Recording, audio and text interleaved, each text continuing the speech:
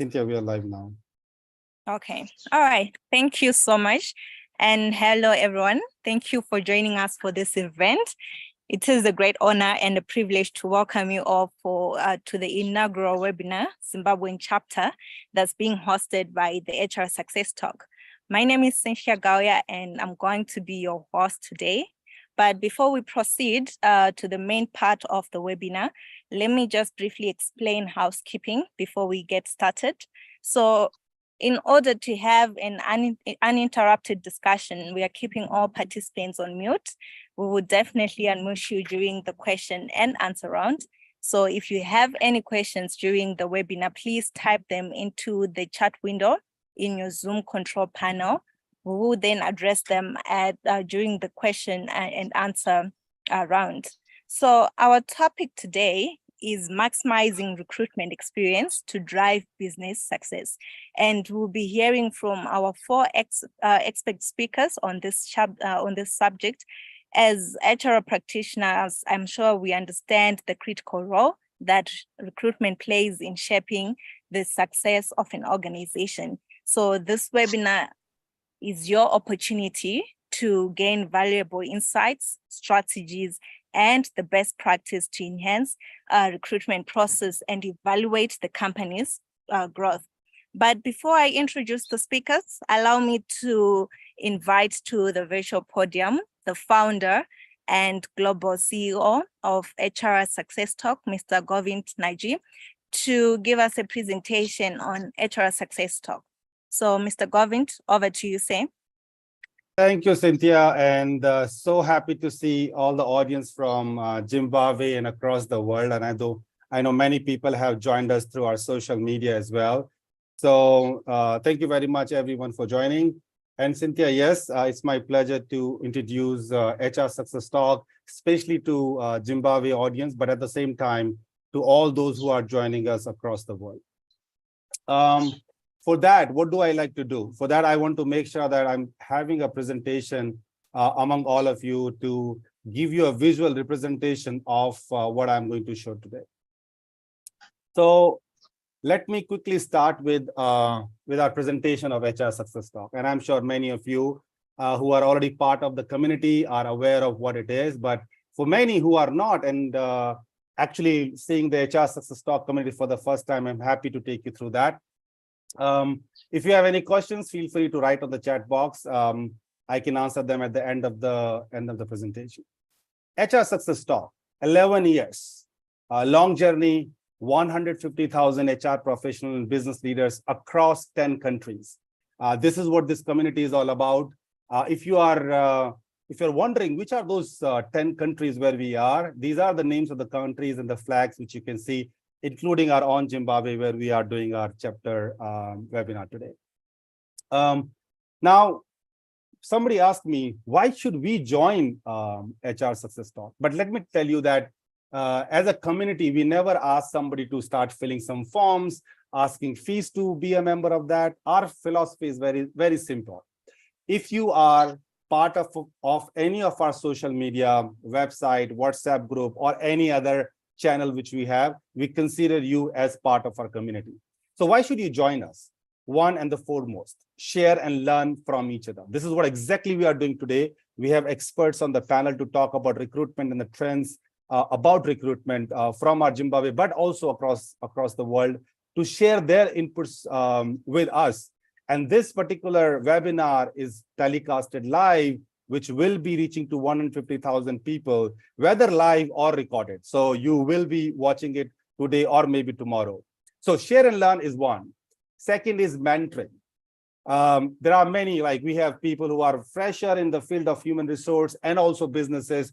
There are seasoned professionals who are also part of this. So either you can be a mentor yourself, you can choose people to whom you want to mentor. At the same time, you can also find mentors for yourself. I always consider myself also a person who is learning, and I have multiple mentors right now who mentor me. And thanks to the network of HR Success Talk for providing me all those people who have been my mentors across my professional journey. Last but not least, relationship building. When you come in a community, you meet a lot of people. You meet people from HR, from business, entrepreneur, women leaders, across everyone. And you can leverage this relationship for anything you want. And I always say, it's up to you. What do you want from this networking or relationship? What do you might want? You are an entrepreneur and you're looking for business opportunities. Absolutely a platform. You can reach out to the members to whom you have met in multiple ways. If you are somebody who's seeking a job opportunity, please feel free to reach out to the one you know. You might want to build your career and you want some development opportunities, feel free to meet those people as well. So many ways by which, if you join this community, you get benefited. We are very proud of our social media presence. And many times I said that the HR Success Tech has potential to make anybody branded in a very small span of time because of our reach at this point in time. Moving forward, what is our vision? Our vision is to become a global platform where we want the HR and the business leaders to come together, try to understand what are the different problems we have from the talent perspective and solve them to make sure that we are building great workplaces for future. That's what our objective and vision is, and that's what we all strive for. Now, how do we meet our vision? This is the learning ecosystem that we leverage to meet our vision. And you see a lot of stuff out there, but I'm not going to talk about all of them today. I'm going to focus only on the key programs we have so far. One of our key programs is HR meets or HR conferences. This is an opportunity where people are meeting in a particular city, country, states, and all of them come together. There are multiple formats. It could be keynote, it could be panel, it could be roundtable. All those formats are absolutely possible that we do. And here are the glimpses of some of the previous conferences we have done in the past. Again, some of the glimpses from the awards and appreciation we have given to our CHROs. The other thing is Global Excellence Award. These are the awards which are across where we have nominations across the world.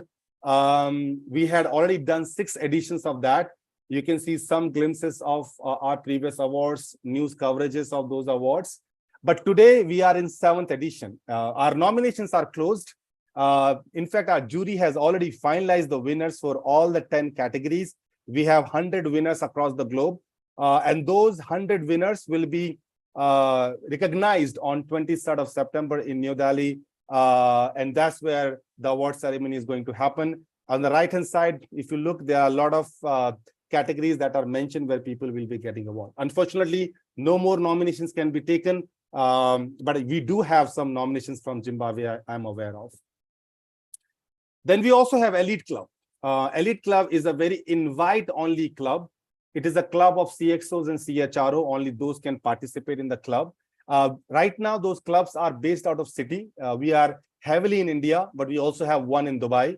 So we are expanding these clubs across all the countries and cities, depending upon what our country heads in those countries want in terms of elite clubs. So these clubs are very exclusive. These are the glimpses. These are very close group. We don't invite a lot of people, but it is always like 10 to 15 people come together and talk about some of the challenges we are facing and trying to solve those problems. Quickly on the college collaborations. This is another initiative of HR Success Talk where we are collaborating with universities and colleges, making sure that we are trying to build industry and academia relationship and trying to strengthen that. This is a very recent and latest initiative. And these are the 6 ways by which we actually help colleges and universities or institutions. One, we support those colleges, institutions, and universities in placement of their students.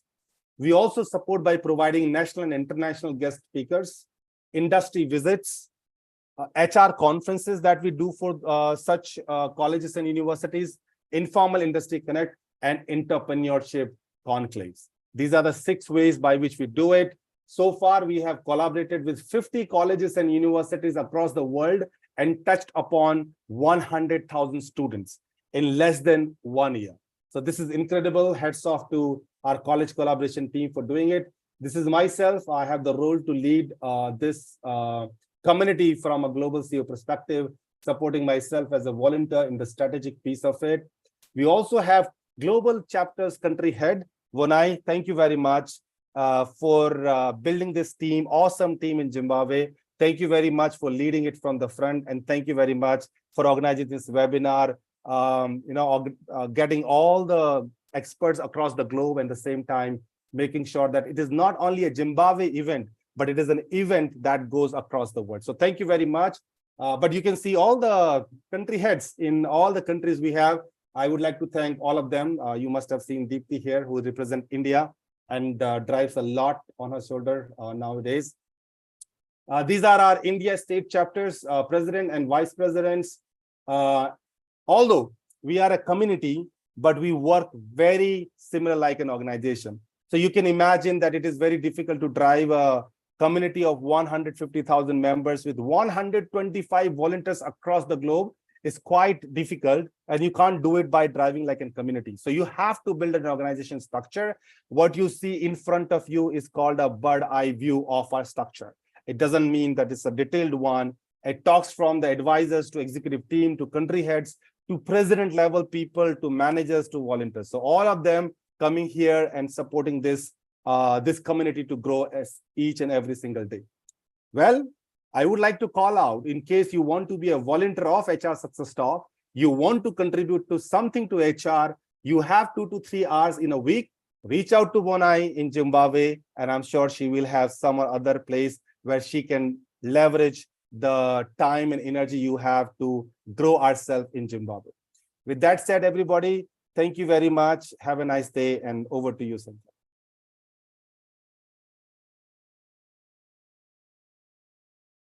Thank you so much, Mr. Govind. That was a brilliant and very informative presentation. I'm sure, ladies and gentlemen, you all heard about HR Success Talk, to say what is it all about. And we are also proud to be listed as one of the countries in which it's operating in. I'm sure during the presentation, we heard about why we should join HR Success Talk. We heard about, share and learn. We also heard about mentoring opportunities and building relationships, which is something that we need in our economy, in terms of business opportunities, in terms of also job opportunities. So thank you so much, Sam, for that presentation. All right, we move on now to our today's agenda. And like I said earlier on, the topic is maximizing recruitment experience to drive business success. And as I alluded earlier on, we have 4 panelists who are going to be joining me as we discuss how best can we leverage on maximizing recruitment experience. So allow me to introduce you to the panelists.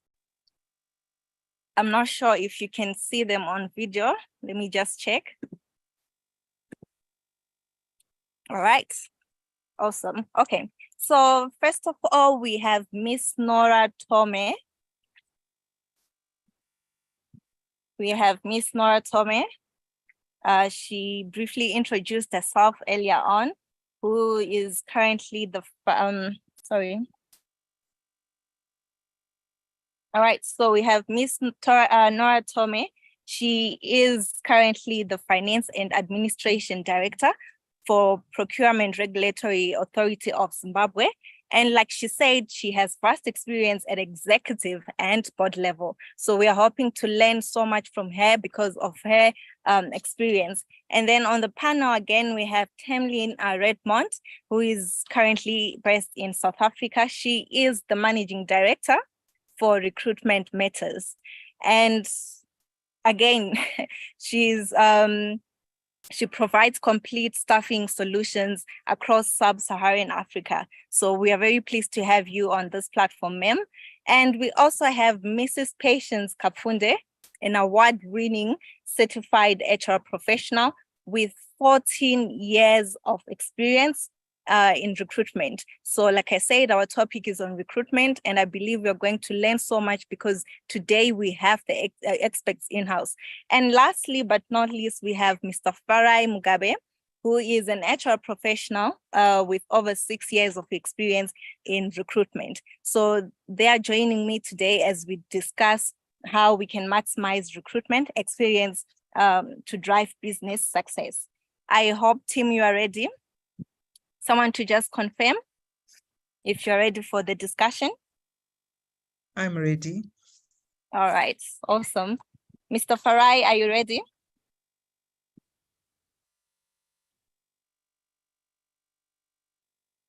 I hope you can hear me. All right. Unfortunately, I can't hear him from this end, but either way, we'll proceed. All right. So my question to the panel is, we often hear people saying recruitment is easy. Like everyone thinks they are a recruiter out there. So when you ask them, what is recruitment? You often hear it's all about filling a vacant position. So I want to understand from you, Tim, to say, do you also hold the same definition? What does recruitment mean to you? I just want to hear from you as the experts in this area. Maybe I'll start with Miss Nora. Thank you very much, Cynthia. Yes, well, I agree with what you have just said, but what I want to say about recruitment is it's more than just filling a position. For me, you need to look at the 3 Ps of recruitment. You need to look at the purpose. Why are you filling that vacancy? And also you need to look at the process that you apply to fill that vacancy, and also look at performance. Once you recruit, is the person that you've recruited, are they going to be able to deliver what according to your expectation? For me, if you do that, that's recruitment. Thank you. Okay, interesting. So we heard about the 3 Ps. I'm sure most of us didn't know about them. So it's not just about recruiting. It's not just about filling in vacant positions according to her definition. I would also want someone to contribute, maybe Miss Tamlyn, if you can come through. So thanks. Hold on, can you hear me? Yes, I can hear you. Oh, fantastic. So, sorry, I'm going to have to disagree, and I'm going to say that recruitment isn't easy. For me, it's the core of a business, and essentially the right people can either make or break a company. So for me, it's really important that you find the best talent for the job. In terms of finding the best talent, it's not just a case of filling out forms. It's really making sure you attract and retain the best talent. You build a strong workforce. With that comes achieving your goals and objectives, staying competitive in the market. So there's many aspects to recruitment other than just having an application form and people applying. I totally second you. All right, thank you so much. It's a complex process, and I think it requires a lot of time, effort, and resources, and definitely a strategy behind it. Yes. All right. Thank you so much for that definition. I totally agree with you. Most people think it's all about just finding someone to fill in a position. They don't know these other aspects that are involved. And thank you so much for bringing them out, highlighting them to the rest of the HR professionals. I think that's why we are here, to understand what really is recruitment, because it's not just recruitment. It has something that we need to understand. You mentioned the issue to attract and retain, and I totally agree with you there. I totally agree. I don't know if there's anyone else who wants to add in terms of the definition before we move. Maybe just to add, from my colleagues, they've already explained, but really, when you recruit, what you're trying to do, you're trying to answer to a problem. There's a problem or there's a gap. So the intention of the recruitment is really to close that gap. What is that gap, and where do you find that replacement or that position? How do you fill that new position? So it's quite a complicated process which requires you to find a good fit for the role, and really you have to spend quite some resources to make sure that you answer to the strategic objective of the organization. So it's all about closing the gap that is in the institution through recruitment process. Okay. All right. Very informative. I totally agree. It's also about finding the perfect fit for the job. I totally agree with you. And I hope everyone who's listening, they're also learning that when we talk of recruitment, we're not just saying have a position filled in. Do you have the right person for that position? So I totally agree with the submissions. I can see Mr. Farai, you have joined us. Thank you so much for joining the panel. Unfortunately, we can't hear you. Mr. Farai Mugabe. All right, seems like he's having technical issues, but we'll just move on. All right. So with that understanding of recruitment, I would want you to bring everyone to speed so that we move together. What then is maximizing recruitment experience? What are we talking about when we say we want to maximize recruitment experience? We understood the term recruitment, where you said you need a right fit for the job. You need to understand the strategy. You need to fill in the gap. That is understood. But what do we mean when we say we are maximizing recruitment experience? I think Miss Nora, if you could take this question. Thank you, Cynthia. For me, maximizing a recruitment experience is you want to minimize the recruitment costs by recruiting the right person within the specified time, or within the shortest possible time.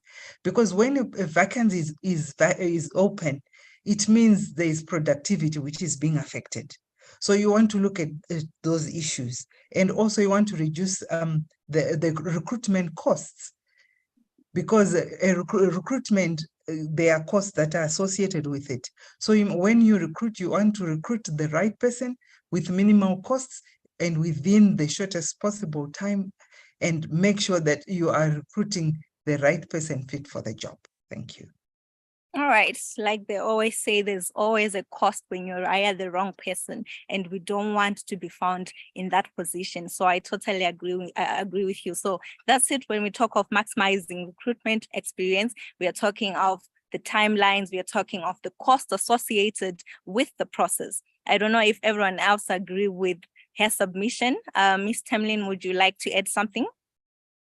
Yes, so I'd like to have add a different note, in terms of bringing the recruitment agency aspect in.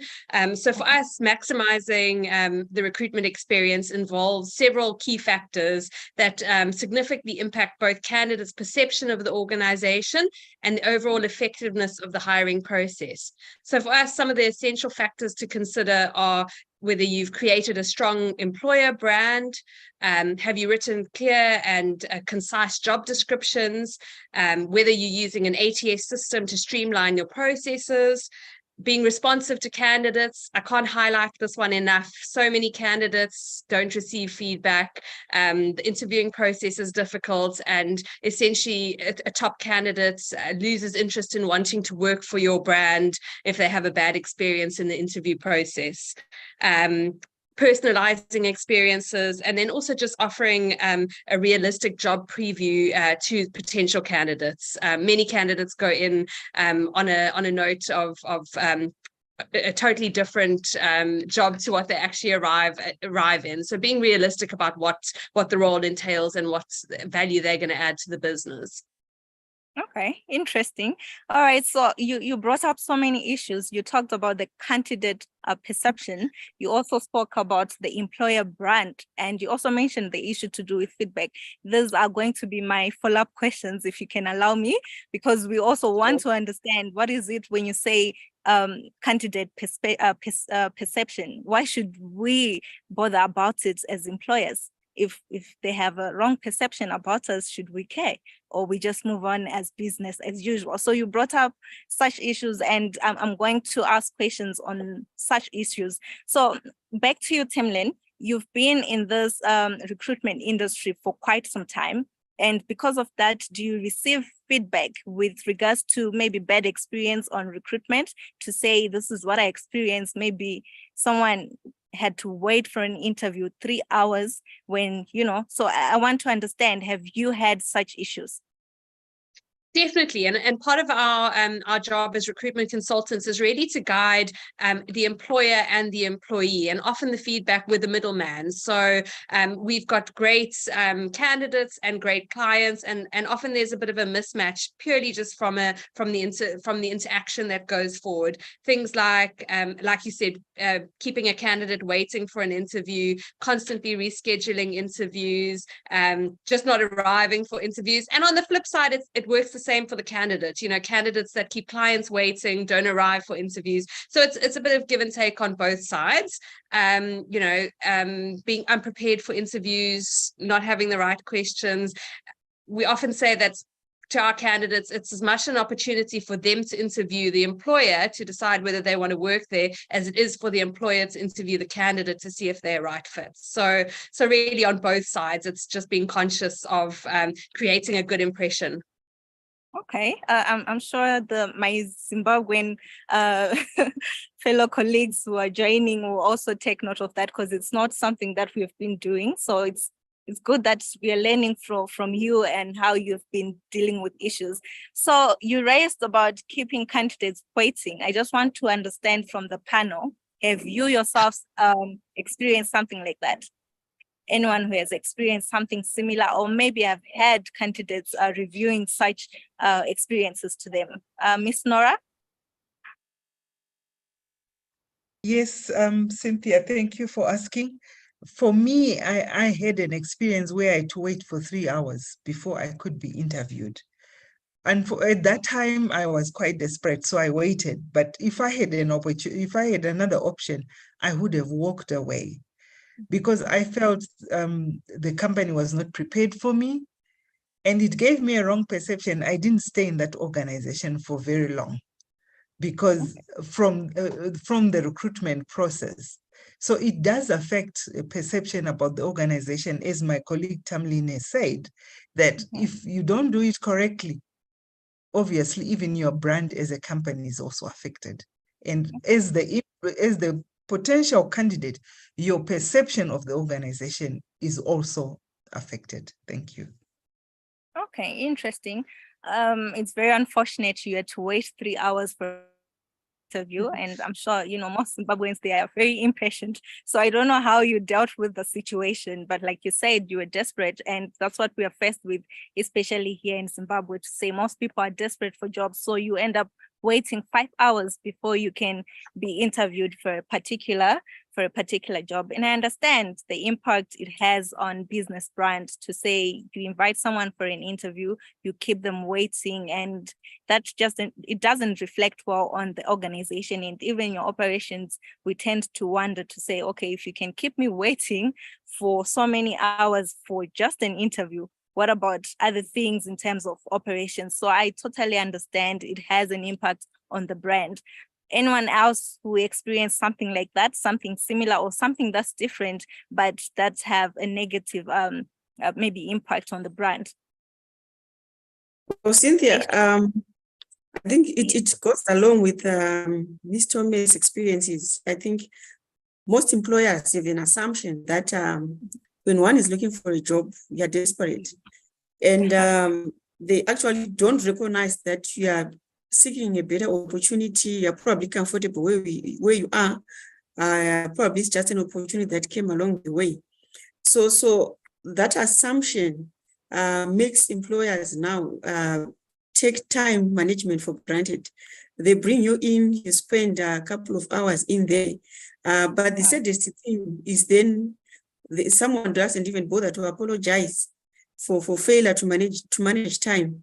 And to make matters worse, small things like staggering, you just stagger your people. I mean, 20 minutes, it's a normal, simple process.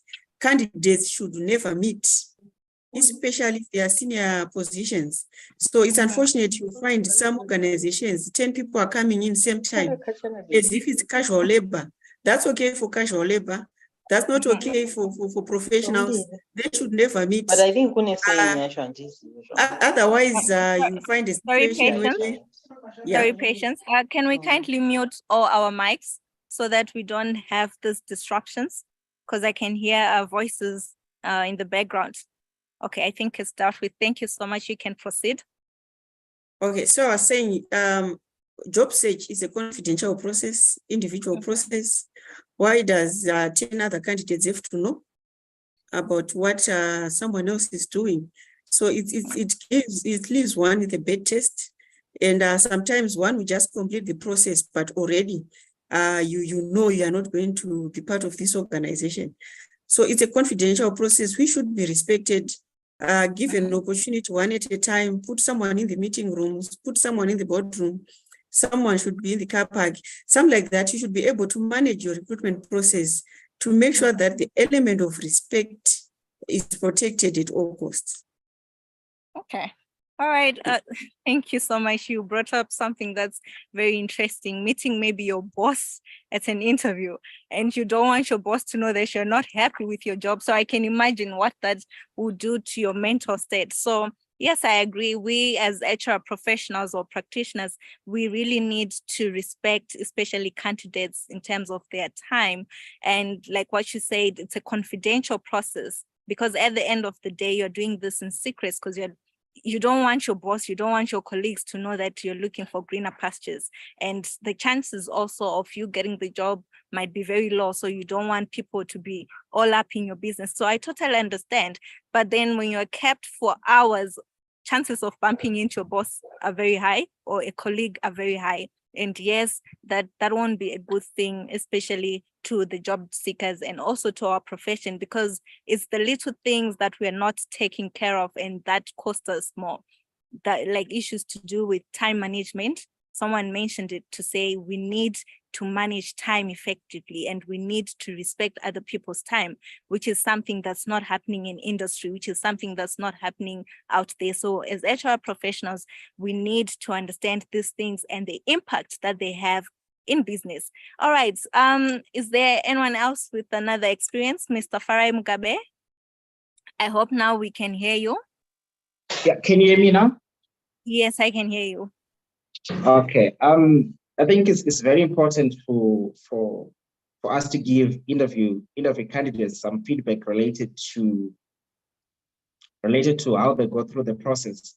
Most of the time when someone comes in for the interview, we often don't give them feedback, which will actually give them a negative perception towards the company. I know of a situation whereby I went for an interview, I thought I'd actually gotten the job, but I had to wait for feedback for almost a month or so without getting that feedback. And it actually made me think otherwise in terms of joining the organization. When they gave me the job offer, I politely declined it because of that experience.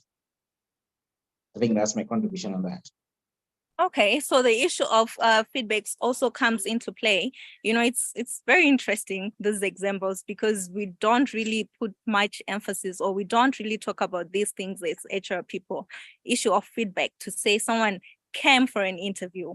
Are we going to tell them that you were successful or you were not successful, or it's something that we just keep to ourselves? So it's very important, like what you're saying, to say feedback needs to reach the candidates, to say, unfortunately, Cynthia, you were not successful in this round, and then I move on with life.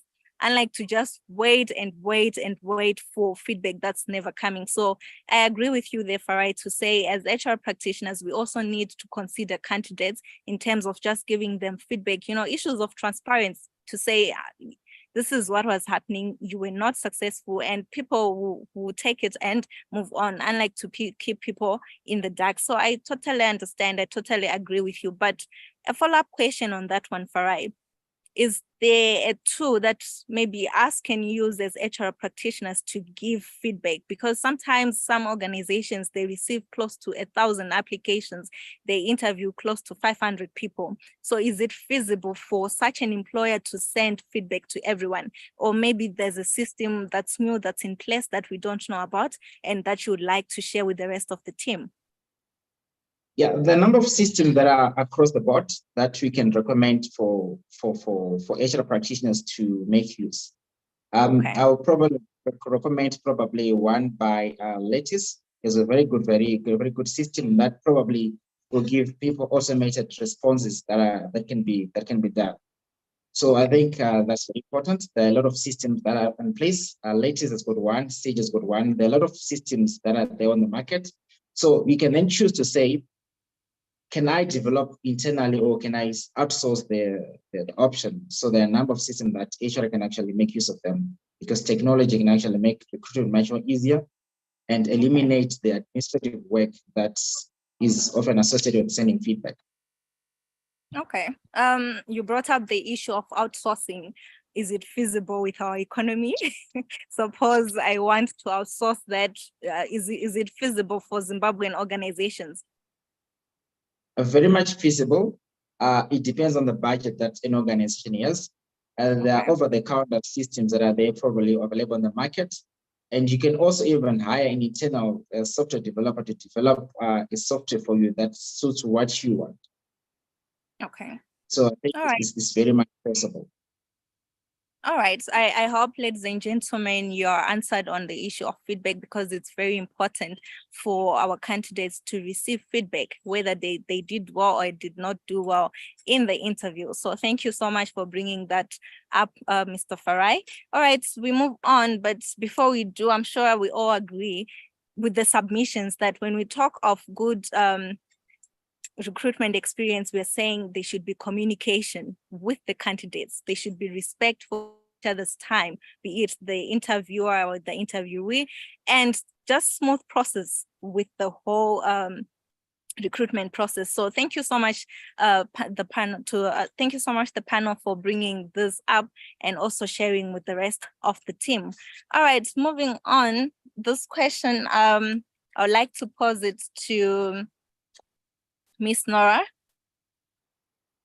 All right, so you have been sitting at executive level for quite some time. What's your own experience on the prevalence of such issues? Miss Nora, yes, can you hear me? Yes, I can hear you. Okay, thank you very much. There is a prevalence of such issues in quite a number of organizations, Cynthia, and I'm happy that we are having this conversation so that as HR practitioners, we change in the way that we are handling the recruitment process. There's really we need to look at it. It's a strategic issue which we must handle as such. And also, it affects, like we mentioned, it's not just the cost, it's not just the brand, but even for the recruitees, they are also affected in a way. So as HR practitioners, we need to give this recruitment process the position that it needs, to hold it in a strategic manner and to ensure that we do as such, so that we recruit the right people and also we improve our own brand as an organization. And even if should we go through recruitment agencies, we need to partner with the right recruitment agencies, those that will deliver the results that the organization requires. Thank you. All right, thank you so much for that. You brought up the issue of recruitment agencies, and Tamlyn, this is your area. So how best can we work with especially consultants when it comes to recruitment experience, as a way of doing business? Okay, so yes, this is my area.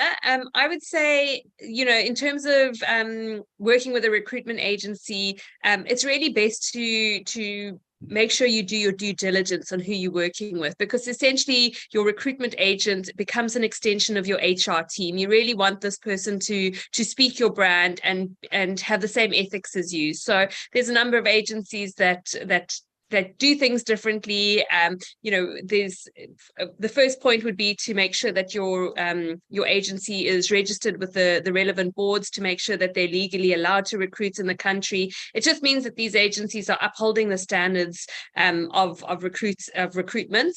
Again, I would say veer away from going to multiple recruitment agencies.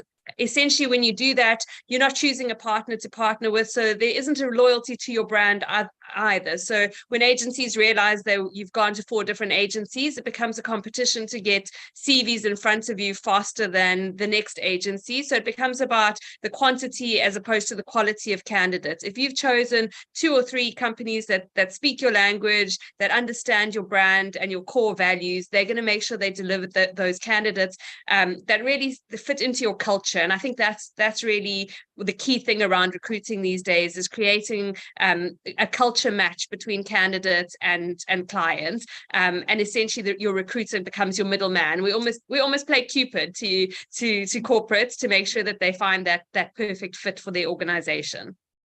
Okay. All right. Thank you so much for that submission. Very interesting. And like I said, we are learning.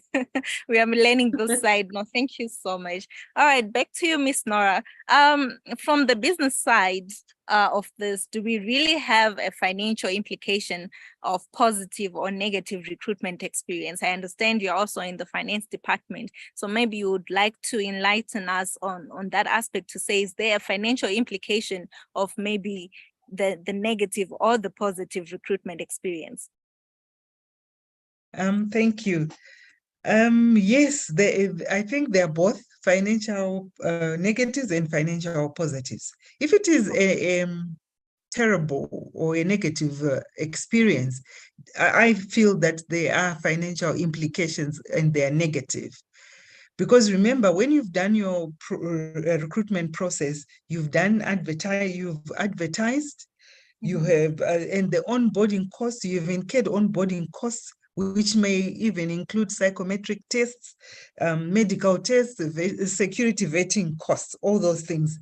And maybe you've gone through all that, and then because somebody has had a negative experience, they turn you down.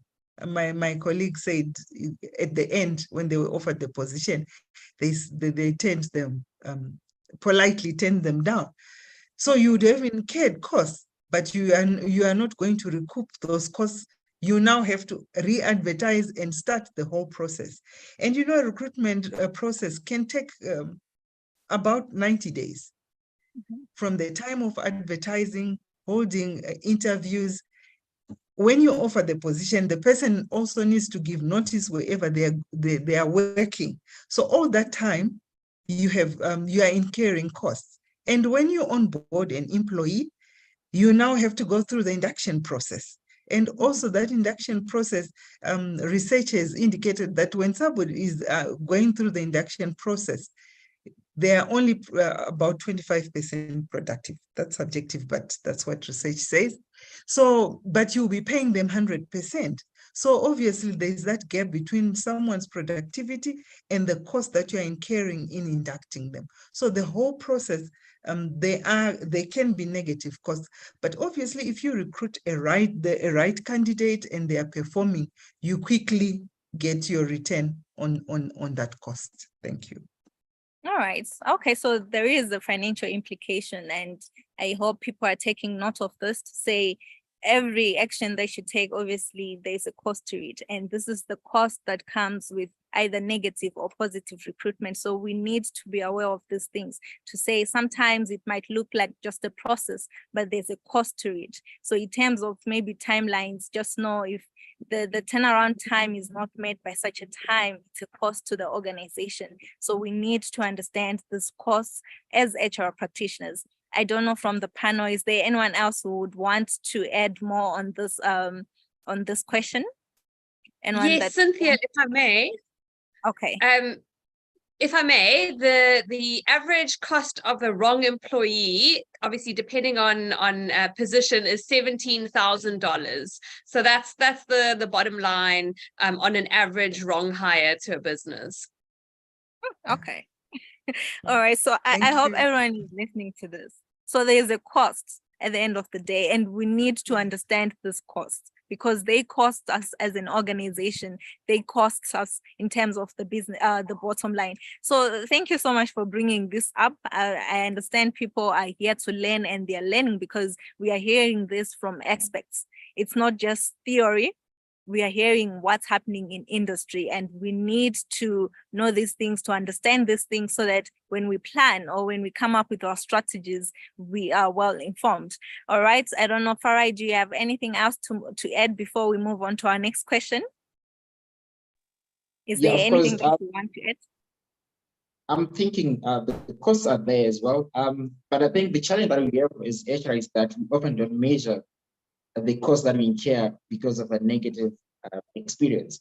So I think it's important for us as HR professionals to develop key metrics to measure the cost that we incur in recruitment because of those negative experiences that we have. So I think that's very critical and very important. Measurement is very important, and measurement is key. All right, you brought up this issue of measurement, and nowadays people are talking of HR metrics.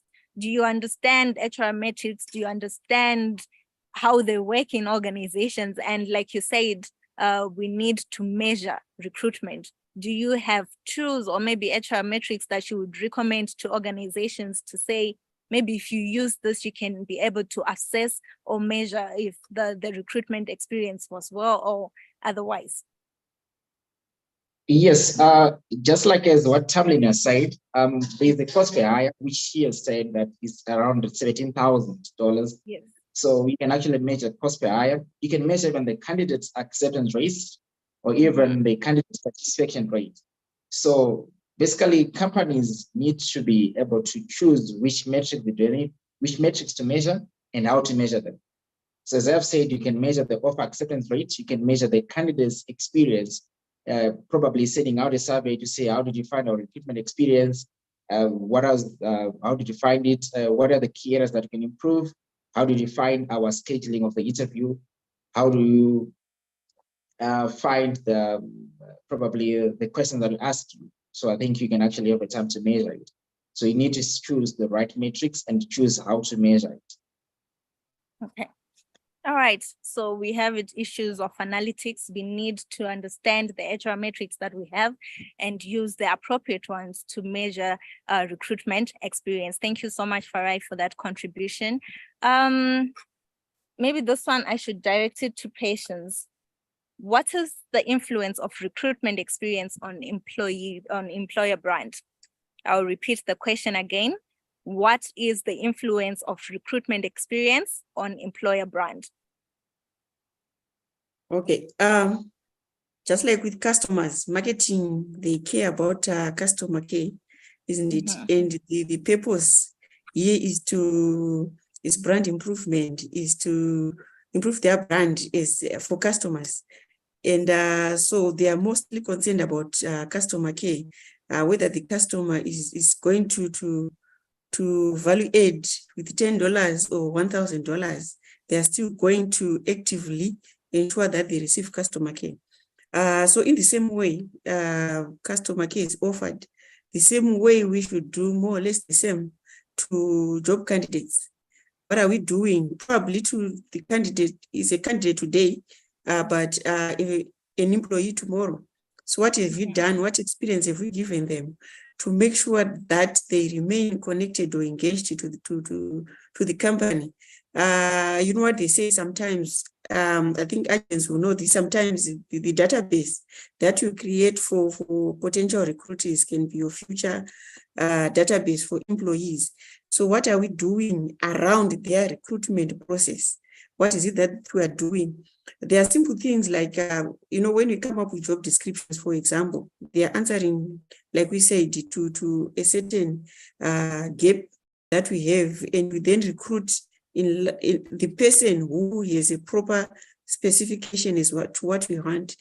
But then often we find ourselves shortlisting people who are, say, underqualified or overqualified. And at the end of the day, you even mention in the interview process that you are overqualified. And one wonder, why did you recruit me? Why did you shortlist me in the first place? Only to tell me that I'm overqualified. So these are things that you can avoid just to make sure that your name, your brand remains intact. Avoid negative pitfalls that come along the way. Even the interview process itself, we spoke about the time management issue. So really, it's the whole process from crafting the job description, the job specification, up to the onboarding. What is it that we are doing in between? And is our communication alive, engagement alive? Even when you are recruiting, when you decide for a candidate, at what level are you engaging them? Probably it's going to take another month until they start. Are we engaging them constantly in terms of the background checks that we are doing? The moment we are being silent on them, they start considering other options because someone is probably in the job market and looking for various other options. So it's that level of high engagement, high communication. What are we doing in between is what counts and what is going to make us an attractive employer tomorrow. Okay, very informative. Thank you so much for that submission. All right, ladies and gentlemen, I'm sure we are all learning from this discussion. And if you have any questions, like we said earlier, please write or type your contributions, type your questions in the chat box, then we'll address them later on. If you have any questions, please make use of the chat box. All right.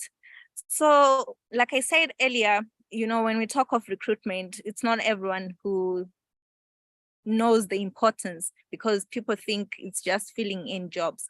So I want to understand, because over the years, HR has not been given that seat at the table. Like, no one really listens to what we bring to the table. So I want to know, how best can we get the buy-in from an organization in terms of this recruitment experience? Because like we said, they have a negative effect if not well properly handled, to say it could be the company's brand, you know. So I want to understand from the panel, how can we get buy-in from the organization with regards to recruitment experience? Maybe I'll start with Tamlyn. Sure, this one's a little harder for me. So I guess, I mean, for me, so I've, for example, have got two case studies of, you know, Google and Airbnb. They are the two best in the market at the moment when it comes to their recruitment practices, and essentially they're market leaders in their industry. So I guess it would be having that conversation with the heads of the business and going, this is the effect that a good recruitment program brings into the business. Essentially, your network is your net worth. If your network is receiving a negative interview process or negative perception of your brand in the recruitment stages, essentially one bad negative experience is going to lead them to feel that way for the next 10 years and potentially tell the next 10 candidates they speak to about their negative experience. So I guess it's just about educating and having these open, honest conversations. I'm happy to say that in my time of working in recruitment, I've been in the industry now for 18 years. I've seen a massive transformation in terms of HR now having that power and sitting at that table. Many of the strategic meetings that I go to as a recruiter has HR alongside the CEO really driving these transformation programs. All right, interesting. Thank you so much for that contribution. Miss Nora, what's your take on that? How can we get management buy-in? Thank you. I think I want to agree with Tamlyn that it's an issue of awareness, and also having a conversation with the right people at the right level of the organization. They need to know the implications of a wrong recruitment or a right recruitment experience. They need to know the impact on the bottom line. So we need to have that conversation and just lay the issues on the table so that they understand. And that way, I believe that the recruitment process will improve. And at the same time, for my fellow HR practitioners, we need to take our positions and advise, you know, whether it is the board, to advise fellow management peers, to advise them of the importance of the recruitment process. Because when you recruit, you don't do it on your own. You are doing it, you sit as a panel. You are involving people from other departments, you know, because sometimes you invite people to join you for an interview. They will start giving you excuses. No, I've got this, I can't. So people need to know that, look, if it's your department and we are going to be recruiting a person for your department, I want you to be there so that you also have an input, you assess the candidate, and that way we are going to reach a better decision together. Okay. That's my input. Thank you. Yes, very true. Thank you so much. Yes, in most cases, HR, you will not be supported, especially with things like this. People start telling you time, this and that is time consuming, but they don't understand that at the end of the day, it's their department that's going to be affected. You know, I can see there's a hand up from Farai. All right, thank you, Cynthia. I agree with my colleagues. Maybe my addition would be to say, you need to engage with the numbers, facts, and stories. Numbers, facts, and stories. So the first thing that I need to do is give them the numbers that are out there in the market. There are various researches that are coming in from industry leaders, such as Deloitte, which has figures. For example, I can just read one from here. Okay. Sorry, Farai, it's breaking up. If you can hear me. Hello, yes, can you hear me now? Yes, I can hear you now. Yes, I'm saying engage with facts, numbers, and stories. For example, research by Deloitte indicates that 83% of candidates indicate that they decided to turn down an offer because of a negative candidate experience. So such numbers can help you in terms of navigating the board level discussions.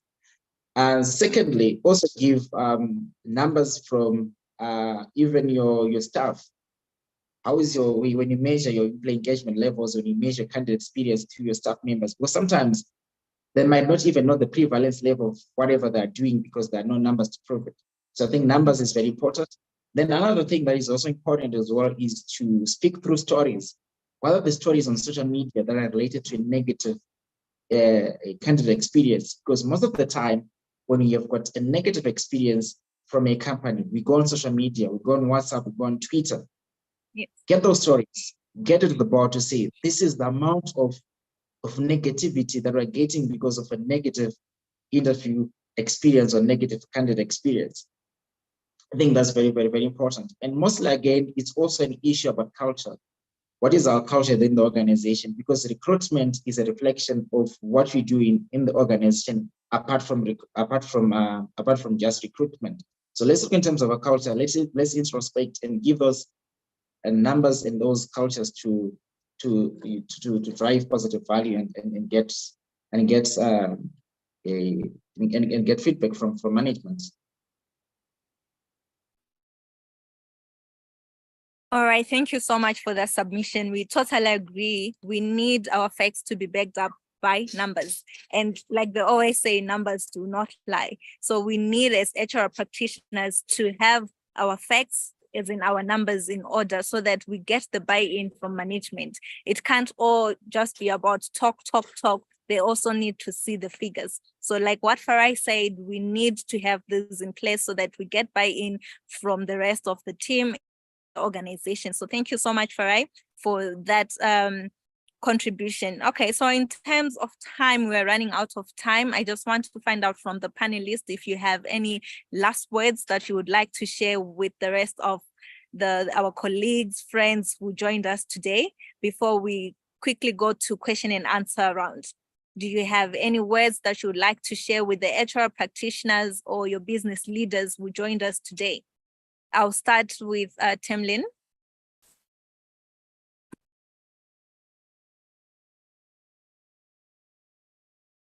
Sorry.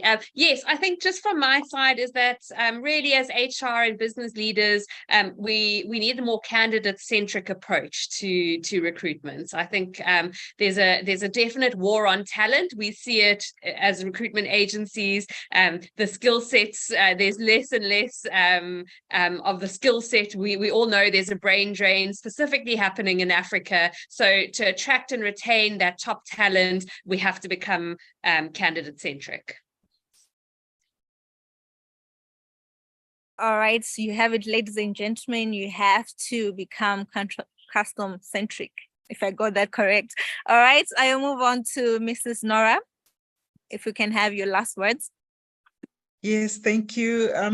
I think for me, it's up to us as HR practitioners. We know our role is strategic. Let's hold it as such, and let's change this recruitment process by the way we handle our own recruitments in our own organizations. Thank you. Thank you so much for such wise words. I'm sure they have heard because they are listening and learning from this discussion. I'll move over to you, Miss Patience. Okay, my final words are basically it's empathy.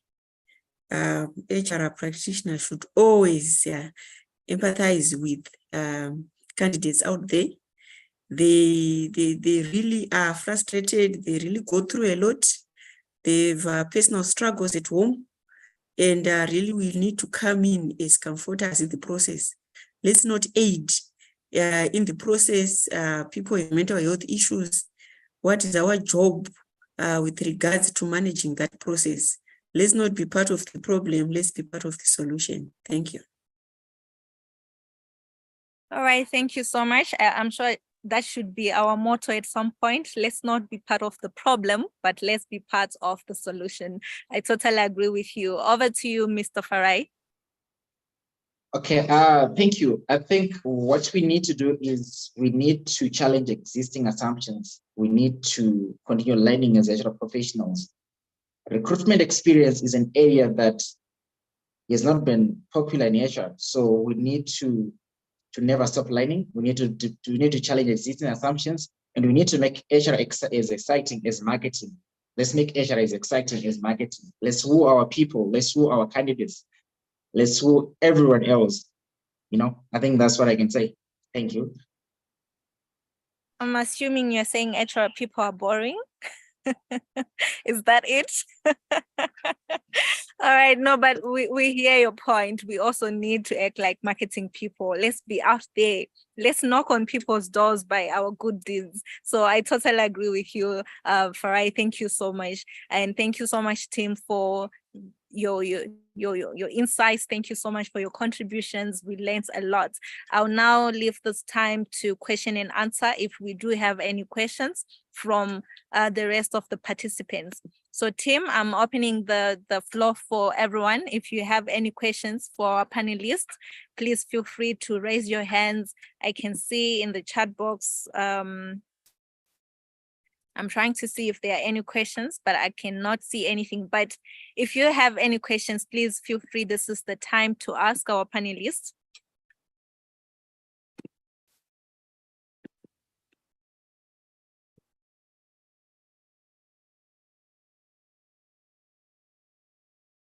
If we have any questions, let's feel free to ask the panelists.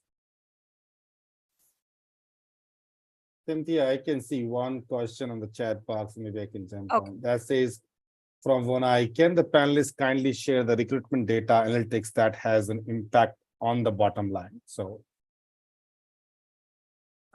Okay, thank you so much for that question. Unfortunately, I don't know what's happening. You know, technology sometimes can be confusing because I'm not seeing the question from my end, but I'm sure they had the question. Would you like us to repeat the question again from Monai?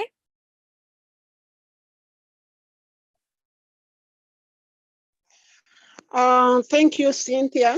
But I think my questions were answered by Tamlyn when you asked about the financial implications of positive or negative recruitment, because I had asked about the data matrices that help in dealing with recruitment experiences. So I think those indicators came out quite well when Tamlyn was trying to respond to that question. Thank you. All right, thank you so much. I'm glad you answered. All right, do we have any more questions from the participants? The floor is open. You can ask the panelists. Okay, Cynthia, I'd also asked how Tamlyn came up with 17,000 as a figure of paid recruiting. That was my second question. Okay. All right, so there you have it. So it was really just a combination. It's market averages. In this one, Bard, ChatGPT, and Google were all my friends. All right. I hope you answered Mrs. Chirasha. I am answered. It was just interesting. Oh, I see. All right. Do we still have any more questions? Any more questions? I've seen one question that we seem to have missed, and it was from Alfred saying, can we safely conclude the recruitment process without involving psychometric tests? and if I can answer that, I would say that you definitely can. It's not every single psychometrics are a fantastic tool, but they're only just one tool in an entire range when it comes to assessing candidates' needs. So they're not always they're not the be all and end all. If you can afford them, they add value. If not, it's not a necessity. Okay. All right. Thank you so much. Thank you, Amansad Tamlyn. Thank you, Amansad. Thank you, Tamlyn. Awesome. All right. I don't know, maybe there are other questions that I'm missing from the chat box, because unfortunately, I don't know what's happening. I can't see any questions. Are there any other questions from the chat box, Tim? I can see the positive comments coming in. Maybe you can read through the comments. Inside the comments, there might be questions. For some people don't want to ask questions. They want to give comments hidden with where questions are hidden there. Maybe you can just read them through so that I also get an appreciation of what they're saying. Okay, there's one from Paida. She says one of the pitfalls in recruitment is that employers focus mainly on technical competence of the candidates and leaving out attitudes and character. Attitude is everything. I think that's a very good contribution from her. Maybe a comment, I don't know. No, that's a very good contribution. If I can yes, come in go ahead. On the attitude and character. Thank you so much, Paida, for that comment. And I do want to agree, as my colleagues have said, that attitude is everything. Yes. But it's a very subtle attribute, if I can put it, for you to judge, especially during an interview. Sometimes, yes, some people you can just read their attitude, the way they answer, you can tell that this is a no. But some people can be very, you can't read. So yeah, it's something, I don't know, as HR practitioners, what we can do to actually be able to assess somebody's attitude and character in an interview. Remember, an interview is only like 15, 20 minutes at most. So you can't really tell somebody's character, though you can pick up some attributes, but you can't pick up everything. So I just wanted to mention that yeah, it's a difficult one, but as HR practitioners, we do try to pick up some of the traits. You can tell by the way somebody sits in their chair, even the way when they respond to you. Some don't look at you in the eyes when you are asking them questions. So there are some of the things that you can pick up, but there are some subtle issues that you can pick out in an interview. Thank you. All right, thank you so much. Farai, I can see your hand is up. Okay, I just want to add there, probably like what Nora said, it's difficult to measure attitude and character, but that also can also be measured, even though it's subjective, probably through psychometric tests or probably through background checks. When you are probably recruiting for strategic positions, you already know people in the industry. You know that if I want a very good finance finance person, they are probably A, B, C, and D professionals. So you actually know those people's characters, you know their background based on where they worked, based on what's on the press, based on what's on social media, even on Facebook, their Facebook account, even on their TikTok account, even on their Instagram. So yeah, of course, there are issues around there to say this is my private life and interfere there, but you can actually be able to get a bit of a picture about the person's character and attitude based on those attributes and based on those social media accounts and activity. Okay, I hope you're not checking our social media accounts when we do apply for jobs because there's a lot. All right, no, I agree with you. All right, okay, we still have some time. Are there any other comments? Farai, Cynthia, Sorry, I just wanted to add there that as a recruiter, and again, it comes with partnering with the right recruitment agency. One of the key things is reference checking. So for us, that's really how we get attitude and character, is to discuss with previous line managers. You know, what impact did this person have on their business? What is the value that they added? And that's one of the key things of coming out to a recruiter. It saves you the time of having to do that. We've already checked in on that character and attitude. Okay, I've got a follow-up question on that one so that we can help each other. So when you do your background check, or what do you use? Are you using the contacts that they are providing, or you call directly to the organizations? Because I know most people have a tendency of, you know, listing their friends so that they get yes. No, exactly. And that is something that we do as agencies. We phone directly. You know, you're coming to us because of our network. So we know who those who the leaders are in those businesses, and we speak to direct line managers. If the person cannot give us a reference speaking to that person's metrics, they're not the right person for us to be getting a reference from. So no, we don't go by what's written on a CV. We contact the actual company. And just to give you a heads up, as recruiters, we always check social media. It's our first point of contact. Okay. All right. No, thank you.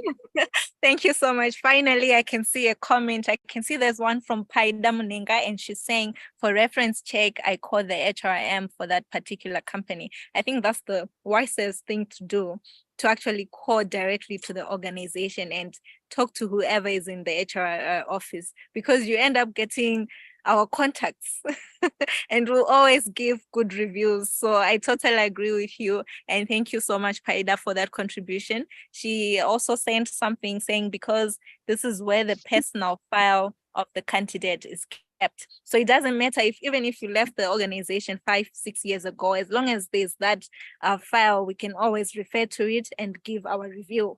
So I totally agree with you. Thank you so much. Any other comments? Yes, No, I can see there's from Patience. Paida beat me to it, but yeah, basically, the character reference check has become very necessary. Not sticking to the traditional background check where we are checking how long has this person been with you, but let's check the character. How many fights have this person had with other people? You know, just checking all those kind of things. But as well, let's also assess people depending with position through job simulations. So job simulations will give you a lot of information. Job trials, give them exercises.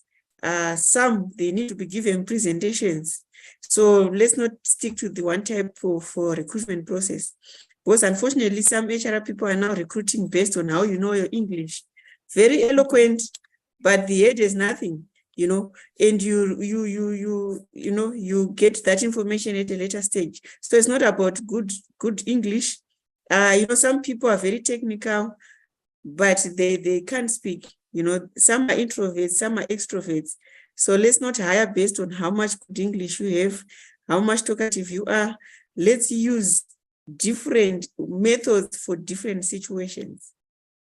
All right, thank you so much. We are running out of time. I'm taking last question or contribution from Kalo Dube, and then from there we'll have our vote of thanks from Mrs. Chirasha before we adjourn the meeting. So Kalo, you can go ahead. Yeah, I appreciate the opportunity. So mine is a comment really. I think that another way that we can evaluate on the recruitment experience is to understand what steps exactly are we talking about in terms of recruitment, because there could be a tendency to think that the recruitment experience should be of interest to us only at the point of the interview. But it's before then, we're talking about how we communicate with our constituents at the point of even advertising, the language that we use in our adverts, because lately we are big on DE&I, so there's some language that may then put off or give a reflection to the market of who we are, even if that is not really the character that we want to put out there. So that is the beginning for me of the recruitment experience and everything then that follows from there. Then on communication, it shouldn't really be only about how frequent we communicate, but it's about the substance of that engagement with the market, because you may be communicating definitely, but if you are being rude to your candidates, then it's another matter. And then, so effectively, I suppose what I'm proposing is we do maybe some kind of value chain analysis, because the recruitment experience then speaks to our employee experience. So if we miss it at the point of entry, then definitely the employee experience will be affected, even if we are to bolster it with whatever initiatives that may supposedly strengthen the employee experience.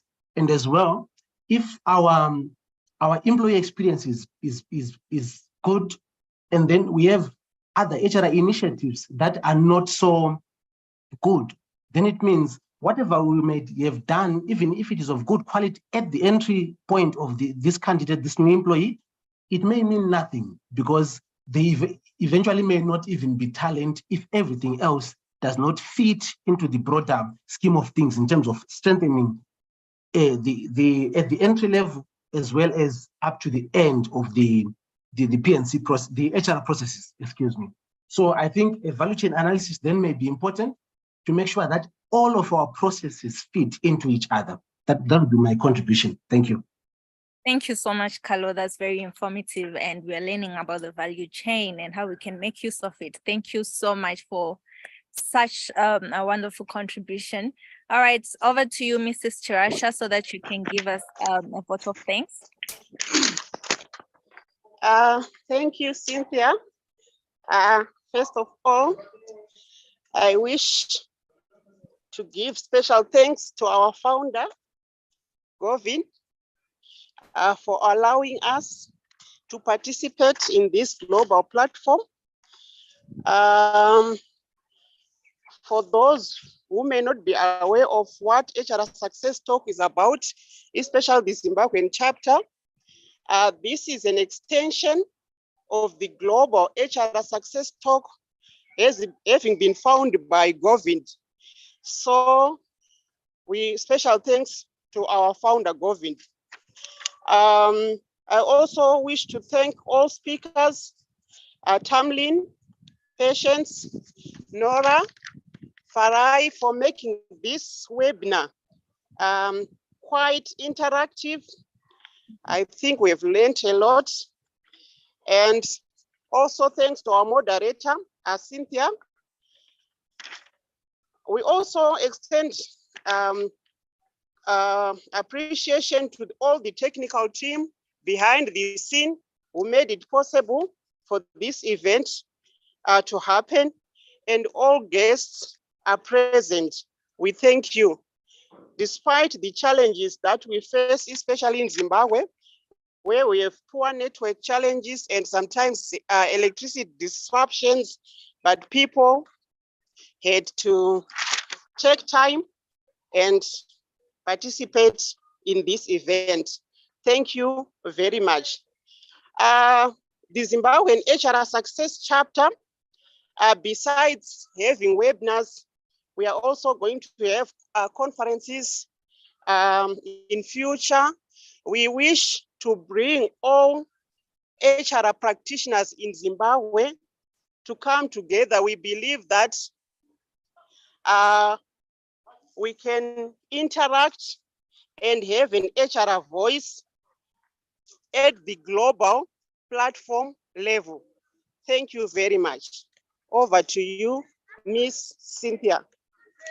All right, thank you so much, Mrs. Sirasa. For those maybe who joined in late, she's the president representing Zimbabwe for the HR Success Talk, and you heard what we have in store for you. So if you have not joined any of our social media platforms, please do so. You can follow us on Instagram, on LinkedIn. You can even join the WhatsApp group and have more information about the HR Success Talk Zimbabwe chapter.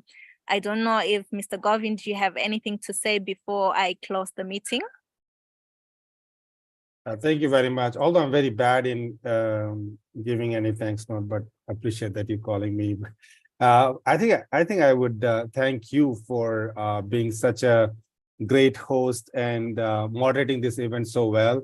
I would say that many people fumble on when you talk to experts and interact with them. And I think you did pretty good job in the way it has to be done and right on the time. Also, thanks to all the speakers who have been here across the globe participating. It's a great learning opportunity for many of us. Recruitment is the key thing right now for a lot of global organizations, as we heard in the conversation today. And yes, Vonai, as you said, looking forward to many other HR conferences in Zimbabwe. And you never know, I get an opportunity, and if the Zimbabwe government allow me to give visa, I might come there to meet you guys in person. So looking forward to that, and so happy for our first kickoff of webinar. Appreciate that. And special thanks to you, Cynthia, for all the great work you have done. All right, thank you so much. All right, team, thank you for taking time out of your busy schedules to join us today. I hope you learned something, and let's go and implement in our organizations. Can we not just have these meetings and not do something back at the organizations? So thank you for joining us, and this marks the end of our webinar.